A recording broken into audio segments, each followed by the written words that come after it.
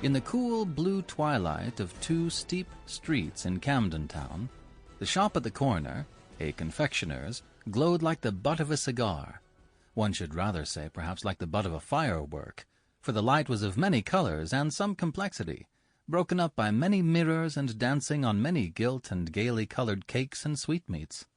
Against this one fiery glass were glued the noses of many gutter-snipes, for the chocolates were all wrapped in those red and gold and green metallic colors which are almost better than chocolate itself, and the huge white wedding cake in the window was somehow at once remote and satisfying, just as if the whole North Pole were good to eat.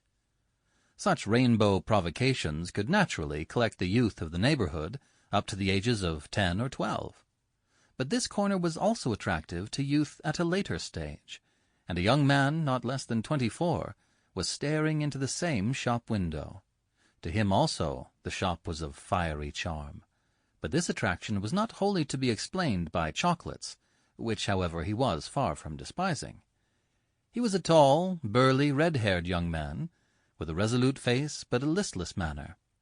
He carried under his arm a flat, grey portfolio of black and white sketches, which he had sold with more or less success to publishers ever since his uncle, who was an admiral, had disinherited him for socialism, because of a lecture which he had delivered against that economic theory.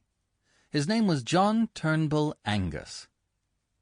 Entering at last, he walked through the confectioner's shop to the back room, which was a sort of pastry-cook restaurant, merely raising his hat to the young lady who was serving there.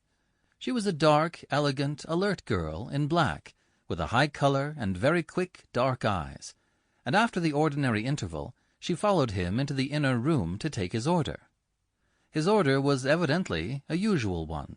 "I want, please," he said with precision, "1 halfpenny bun and a small cup of black coffee." An instant before the girl could turn away, he added, "Also, I want you to marry me." The young lady of the shop stiffened suddenly and said, "Those are jokes I don't allow." The red-haired young man lifted grey eyes of an unexpected gravity. "Really and truly," he said, "it's as serious as the halfpenny bun. It is expensive like the bun. One pays for it. It is indigestible like the bun. It hurts." The dark young lady had never taken her dark eyes off him, but seemed to be studying him with almost tragic exactitude. At the end of her scrutiny she had something like the shadow of a smile, and she sat down in a chair. "Don't you think—" Sample complete. Ready to continue?